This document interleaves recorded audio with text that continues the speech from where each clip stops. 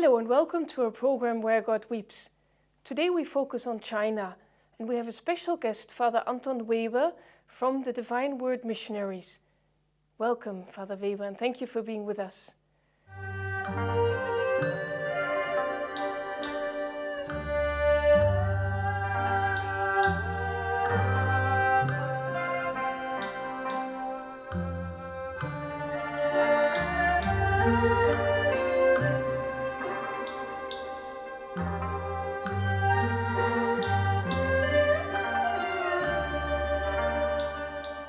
China is in all homes today because of the Olympic Games. Is that a positive thing, talking about China? Oh yes, talking about China is a positive thing. China is important. I mean, it's attracting people's attention very much now. It is attracting people's attentions, that's right, but you're the director of the China Zentrum here in Germany. What are you doing? Well, it started when China opened its doors, more or less, in the 80s. It was set up 88, and then to take up contact with China and see what communication we can have. Our main focus is the church, religions, and culture. What is going on the religious field at the moment in China? Well, there's a lot of progress. Since China can be looked at from various aspects, but I'd say from the time the government got more open and there was a little bit more freedom, they stopped thinking we can destroy the religion.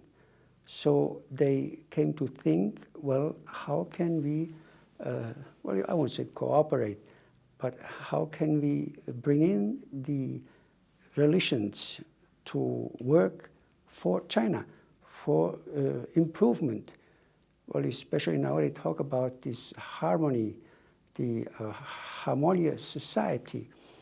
And somehow it's realized that the church, religions, not just our church, and the religions can contribute a lot. Do you believe in this harmonious society the Chinese are proclaiming? The idea is great, but it's old China. I mean, it harmonious, the 和谐社会, this harmonious society. It's an old concept actually. It's part of the Chinese culture actually. And the communist government, they want to prove also that they keep something of this tradition. You know, also under the concept, everybody has to contribute for the benefit of society, of the whole people. And but under that direction of the Communist Party, they are in charge. This is very important. They are controlling everything. So that's a totally different concept of a way of living. It's not like we live. Yeah, we have more freedom. And maybe we trust the people more in a way, whatever they do, it will be for the good of all. And we are maybe not suspicious of what people are doing. We have that problem in China that the communists are often afraid there might be something developing would be destructive or, you know, subversion, and then they get nervous. And then they try to stop, and then it's difficult.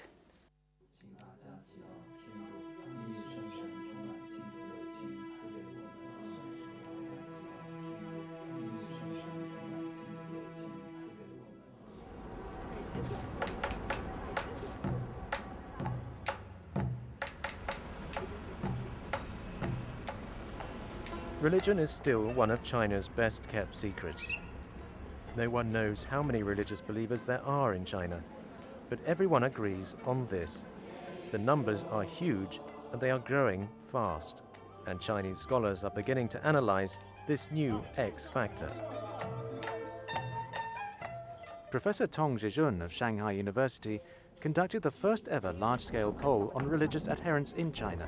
He found that 31.4% of people consider themselves religious. That means about 300 million Chinese pray. The results far exceeded the official statistics.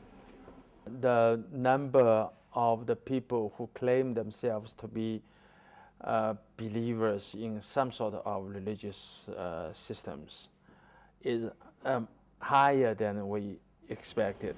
People now in China are more open in expressing themselves. In the past, probably people would hesitate to express themselves to be religious or not. Another assumption undermined by the study regards social class. We expected that people in economically better off area would have less religious interests, but that proves not the case.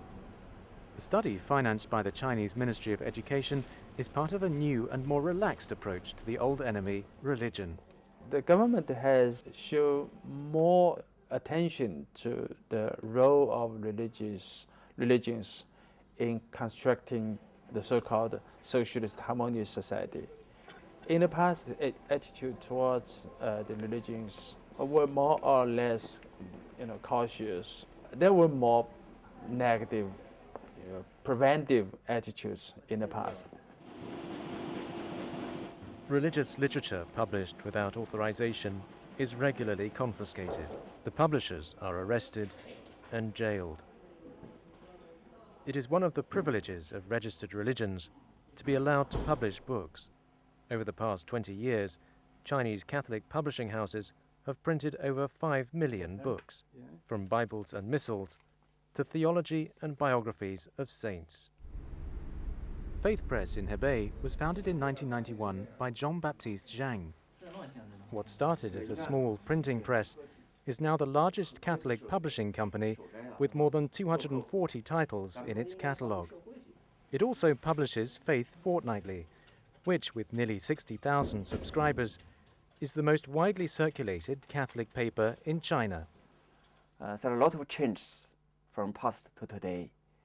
For example, I give you example in the past 10 years ago. For example, there's no the picture of the Holy Father in our newspaper, but now I will show you there's so many pictures of the Holy Father.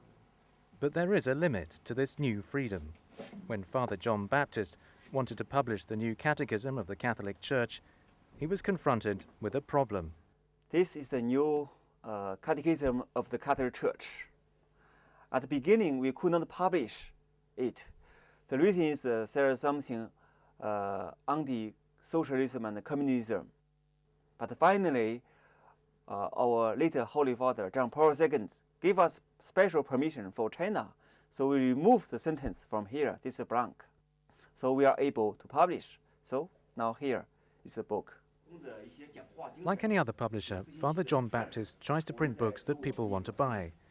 We could not publish something not suitable to our society. So most books, I think we publish all the books are welcome in China by the Catholics and society. Christian views on abortion and the death penalty are topics too hot to handle in a country with a one-child policy and 10,000 executions a year. Where Christian doctrine clashes with government thinking, Father Zhang has to toe the line.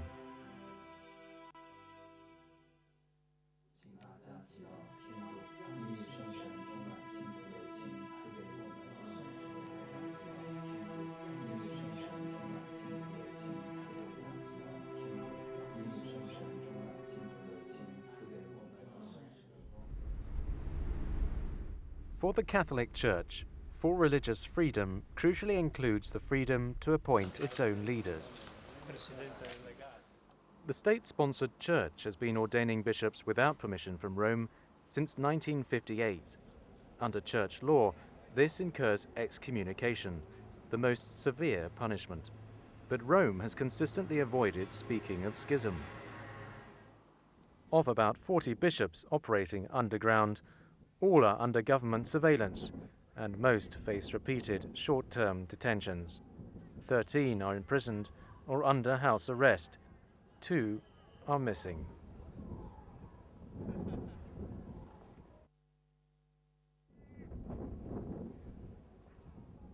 After years of estrangement in the 20th century, Beijing and Rome may be about to settle their differences. A key figure in the negotiations is Joseph Zhen-Zhe-Kyun, the only Chinese cardinal. I think surely when they come to negotiate, that's the first point they should demand, that finally they release those in jail. Yeah. Those bishops, priests never committed anything against law, but they were put in jail just because of their religious principles. Yeah. The new China will have to work out with the various churches whether they will be allowed to organize themselves and choose their own leaders. Shanghai serves as a test case for the future. Aloysius Jin accepted to be ordained a bishop without papal authorization in 1985 at the age of 70. He took over Shanghai Diocese while the legitimate bishop was under house arrest. Though Aloysius Jin chose to collaborate, he has in recent years distanced himself from the Patriotic Association. In Shanghai, I have a Patriotic Association, but the members are very obedient to me. I am happy with them because the bishop here has all the power. Aloysius Jin will soon be succeeded by a young bishop, and he was ordained with the Pope's approval. Recently, Rome has been able to discreetly choose candidates who were then supposedly elected by the official church in China. The result is a hierarchy acceptable to Rome while allowing Beijing to save face. Aged 43, Joseph Xing Wenzi belongs to a new generation of open church clerics who never even joined the Patriotic Association.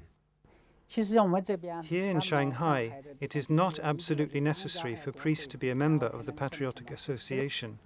I am not. To be accepted by all Catholics as the bishop of a diocese, the approval of Rome is the crucial factor. If there is no express permission from the Pope, the local church will not accept it easily. The tendency is like that. If there is no permission from the Pope, it is difficult to carry on our work. The give and take between Rome and Beijing is a point of friction for underground Catholics. Since the Vatican has become involved in the selection of bishops of the official church, no underground bishops have been appointed, leaving many clandestine Catholics without leaders. A reconciliation between the two communities now depends on the readiness of underground Christians to accept the new open church leaders. I know many of them, the bishops, priests, sisters, and lay people in China for already over 27 years. The underground church people, they have deeper faith. So that's which is very valuable. And they have a more spirit of sacrifice, self-sacrificing. Maybe, if an agreement with Beijing can be reached, priests who are now members of the underground church can one day serve as bishops for both communities. Many of the Chinese interested in Christianity have their first contact with the open churches. But not all of them stay in the open.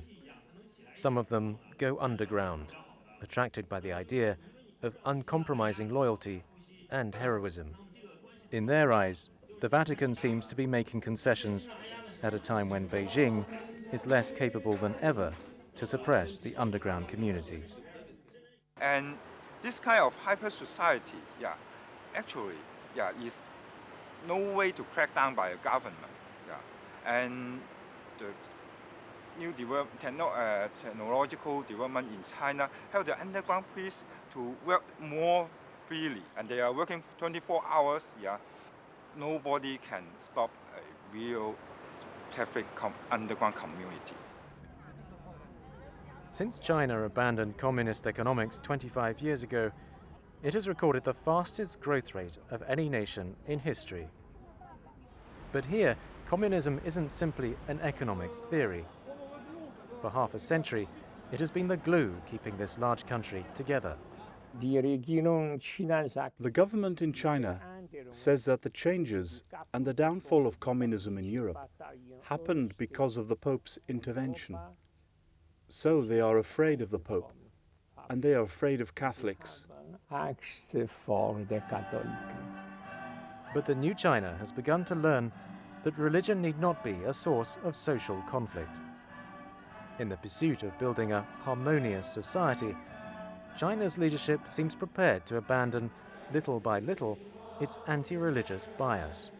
On the way to becoming the world's next superpower, China is also experiencing a phenomenal resurgence of religion. How the government copes with God in China will reveal whether the country is finally heading for democracy.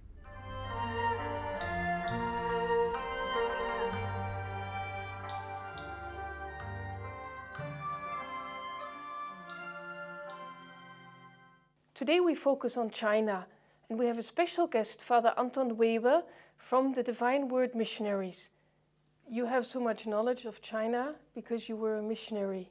But how was it then possible for you to evangelize? If you talk of their own culture and they have to keep it, you came there as a missionary to evangelize.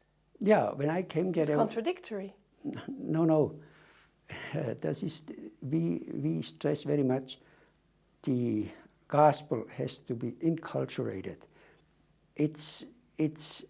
They are all human beings, and the gospel and what we learn from our faith, it belongs to the human being, and it's very basic, and it helps everybody, whatever culture it is, but they have their own way to think and to talk, and they have their own habits. And this has to be respected somehow, not somehow, just really. So they can keep their identity. They give more abilities to the Catholic Church to openly testimony of their faith, or is that not possible? Well, that's possible, naturally, as far as you are following their rules. We know that there was a time when they wanted to set up, but they still are, an independent church. They want to separate the church, the European church, from their church. They want to set up an autonomous Chinese church, independent from Rome. So you mean an autonomous Catholic church in China? Yeah, Catholic church, because the person don't have a pope. This was their basic request, that priests and whoever is doing work in the church, belongs to the church, is sticking to the idea of setting up an independent church. And naturally, this would not be in the concept of the Catholic Church. And there were people who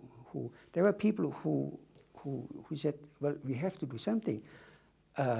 We have to do something for our Catholics. We have to do pastoral work, because if nothing happens, if we just oppose the idea, it won't help them. So many people went to join this church. They said, in our heart we keep the Pope, but in the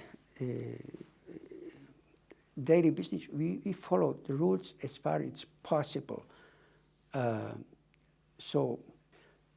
And there was another group who said, well, we can't. We have we belong to the Universal Church, and the head of the Universal Church is the Pope, the Holy Father, and we will never drop this. So and they had to go somehow to the underground. So that's why they split up not in two churches. It's one church, but two branches, let's say. So and this is a big problem. It's a problem until now. Because these two churches are not unified, so to say, at the moment. They are not unified. They are unified in having the same faith, there's no doubt.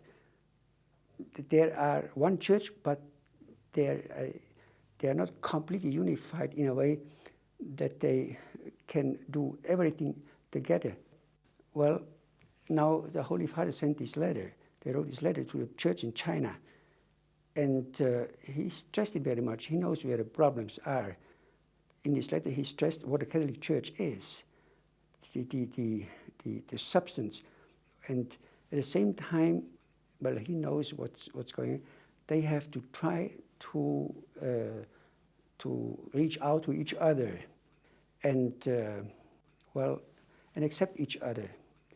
And well, he even said the so-called underground church, the priests, they can participate in the Eucharist done by the so-called open official church members, as far as they don't clearly show that they, let's say, not acknowledge the Pope as the head of the church.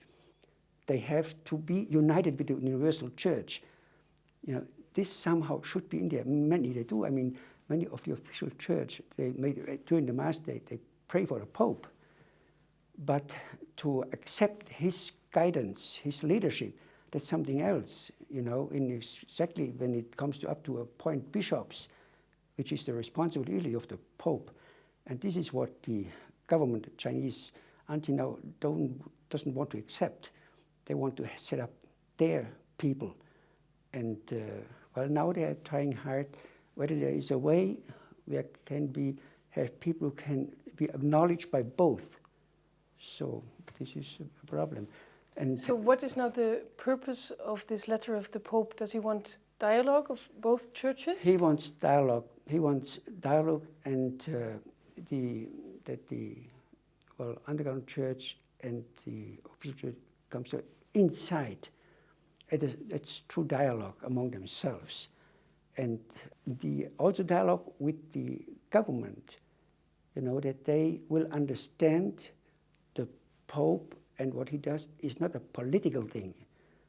It's pastoral. He wanted this. They do understand, but it's very hard. You know, they just see things politically, and they won't believe what he really says. And that's a big problem. The mutual trust should be set up, and until it really works, and then they can trust each other, and they can set up something which they can agree to, both sides, and then maybe even have come to the exchange of you have an embassy or an nunciature in Beijing, but then they ask, or there's a condition that they drop the nunciature in Taiwan. But how do then the Catholics live this contradiction? Well, they should follow their conscience. How far they do, well, I don't know. It's difficult. There is a problem. There's really a problem to be a good Christian and be a good citizen. Sometimes, if the so-called good citizen is asked, from him are asked things which are contrary to his conscience, yeah, then there are those problems sometimes that exist. Yeah, that conflicts, brings conflicts. Yeah. Thank you very much, Father Weber, for explaining us the situation of the Catholics in China. And thank you for watching our program Where God Weeps. And if you want to know more about the situation of the Church in China, then please log on to our website, which is posted at the end of our program. And we hope to see you again next week. Take care.